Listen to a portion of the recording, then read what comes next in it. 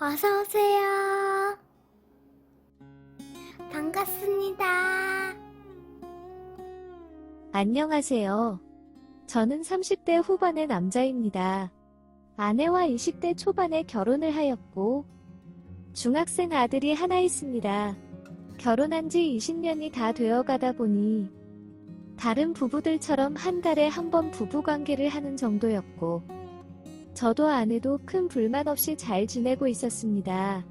가끔 아내의 요구나 저의 요구가 있을 경우에는 서로 들어주다 보니 아내가 욕구 불만으로 남자를 만나고 있을 거라고는 상상도 하지 못했습니다. 어느 날 가게 오픈 준비를 하고 있었습니다. 누가 보낸지 모르는 퀵이 하나 왔고 그 안에는 작은 USB가 들어있었습니다. 가게 특성상 이런 USB 퀵을 받을 일이 없는데 제 가게, 제 이름으로 온 것이 맞아서 아무 생각 없이 일단 노트북에 연결해서 확인해 보았습니다. 그 안에는 아내의 외도 사진 및 외도 녹음 파일 그리고 외도 동영상까지 들어있었습니다. 그것도 날짜별로 정리되어서 있었고 USB 안에 들어있는 날짜만 봐도 아내가 다른 남자와 외도를 한 지 1년이 넘었습니다. 그리고 꼭 읽어보라는 문서 안에는 오늘도 아내와 내연남이 만나기로 되어 있다고 하면서 확인을 하고 싶으면 몇 시까지 어디 지하철역으로 오라고 적혀 있었습니다. 이미 엄청난 증거 자료를 보고 난 이후라서 손이 부들부들 떨렸고 온몸에 힘이 다 빠졌습니다. 아르바이트생에게 가게를 맡기고 약속 장소로 나갔습니다. 지하철역에서 서성이고 있으니 어떤 차 한 대가 제 앞에서 멈춰서는 제 이름을 불렸습니다. 저에게 퀵을 보낸 사람이었습니다. 그러면서 자기소개를 하는데 제 아내가 만나는 내연남의 여자친구이자 내년쯤에 결혼을 하기로 한 약혼녀라고 하였습니다. 아내와 내연남의 사이를 어떻게 알았냐고 물었더니 우연히 내연남의 노트북을 빌려 썼다가 그 안에 저장되어 있는 외도 영상을 보면서 알게 되었다고 하였습니다. 그러면 일주일에 거의 한두 번은 만나서 바로 관계를 가지려 갔다가 바로 헤어지는 사이라고 하였습니다. 그리고 아내와 내연남이 서로 어떻게 만난 건지는 모르겠다고 하였습니다. 서로 일하는 업종도 다르고 취미 등 어떤 것도 겹치거나 같이 하는 것을 본 적이 없다고 하였습니다. 그렇게 그 여자의 차를 타고 아내의 회사 근처에서 기다리고 있었습니다. 역시나 그 여자 말대로 아내가 나타났고 내연남의 차에 같이 타서는 어디론가 가는 것 같았습니다. 그 여자는 아마도 경기도 외곽에 있는 어느 모텔로 갈 거라고 하였습니다. 역시 나 산중턱에 나 홀로 있는 조용한 무인텔로 들어갔습니다. 저희도 따라서 옆방으로 입실을 하였습니다. 둘이서 뭐가 그리 좋은지 웃고 떠들며 음식을 주문하는 것 같았습니다. 그리고 내연남이 아내를 데리고 욕실에 들어가는 것 같았습니다. 그 후로는 무인텔이 떠나갈 정도로 아내와 내연남의 외도 소리가 들려왔습니다. 저와의 부부관계에서는 단 한 번도 들어보지 못한 소리였습니다. 그 여자도 자기 남자친구한테서 저런 모습을 본 적이 없다면서 꼭 제 아내와 보낼 때만 저런 소리와 모습이 나온다고 하였습니다. 그러면서 한두 번 옆방을 빌려서 들어본 것이 아니라고 하였습니다. 그렇게 아내와 내연남은 욕실에서 한 차례 거사를 치르고 나온 후에 배달 온 음식을 같이 먹는 것 같았습니다.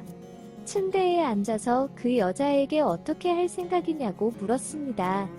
남자친구와 법적으로 부부 사이도 아니고 동거도 안 해서 사실혼 관계도 아니라면서 자기가 직접적으로 보상받을 방법은 없다고 하였습니다. 그러면서 저보고 자기 남자친구에게 상간남 고소를 하고 아내와 이혼 소송을 하면서 받는 위자료를 자기와 나누자고 하였습니다.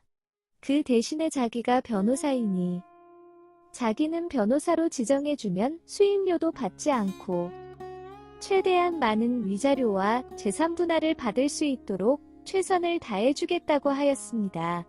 그러면서 처음에는 당당하게 말을 하더니 어느 순간부터는 자리에 주저앉아서 펑펑 우는 것이었습니다. 처음에는 울게 내버려 두려고 하였는데 점점 큰 소리로 울기 시작했고 옆방에 있는 아내와 내연남에게도 들릴 것 같아서 그 여자의 입을 막았는데도 진정이 되지 않아서 꼭 안아주었습니다. 그런 우리 방 상황을 모르는지 옆방에서는 또 아내와 내연남의 외도 소리가 들리기 시작했습니다. 제 가슴에서 울고 있던 그 여자가 갑자기 저를 침대에 눕혔습니다. 그 후로는 내연남의 욕을 하면서 저를 마구 때리다가 뜨겁게 올라탔습니다. 저도 그 상황이 황당하긴 했지만 제 동생 녀석은 그렇지 않았던 것 같습니다. 늠름해지더니 사정없이 본인의 존재감을 드러내기 시작했습니다. 그날 저희는 아내와 내연남의 미행은 포기하고 서로를 알아가는 시간을 한참 동안 가졌습니다. 그렇게 저와 그 여자는 급속도 가까워졌고 정말 오랜만에 설레이는 감정도 느꼈습니다.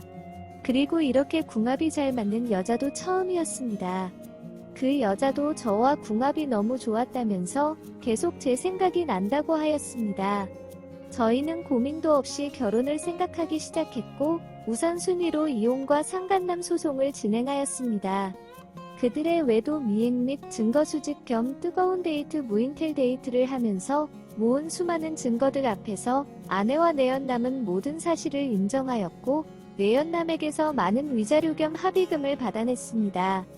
아내는 잘못했다며 중학생인 아들을 핑계 삼아서 용서와 결혼생활 유지를 요구하였습니다.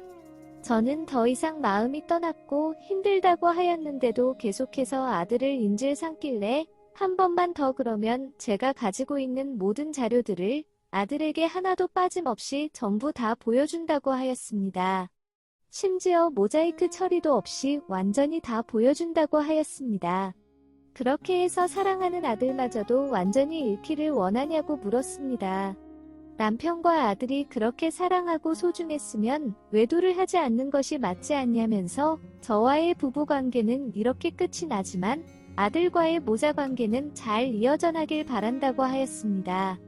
그러면서 한창 예민한 시기에 있는 아들에게 부모님의 이혼한다는 사실만으로도 엄청난 스트레스이고 힘들어할 텐데 그런 아들을 인질 삼아서 강요하지 말라고 하였습니다. 아내는 조용히 짐을 싸서 처갓집으로 갔고 아들에게는 제가 엄마와 부부에서 친구로 지내기로 했다면서 언제든지 엄마도 볼 수도 있고 원하면 아빠든 엄마든 원하는 사람과 살고 왔다 갔다 하면서도 지낼 수도 있다고 하였습니다. 아들도 얼마 전부터 눈치를 채고 있었다면서 엄마의 잘못으로 이혼하는 거냐고 물었습니다. 저는 아니라고 말을 하였지만 아들도 어느 정도는 알고 있는 것 같았습니다. 자기보다 상처받았을 제가 더 걱정이 된다면서 괜찮냐고 물어보는데 제 생각보다 성숙해진 아들을 보면서 깜짝 놀랐습니다. 그렇게 저는 아내와 이혼을 하였습니다.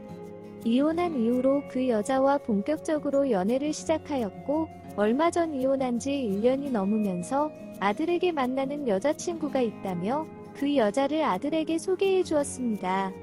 언제 재혼을 하겠다는 계획보다는 아들과 여자친구와 친해져가는 과정에 있습니다.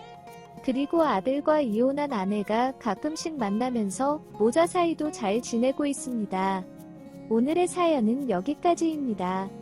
구독과 좋아요, 알림 설정 부탁드립니다. 긴 글을 읽어주셔서 감사합니다.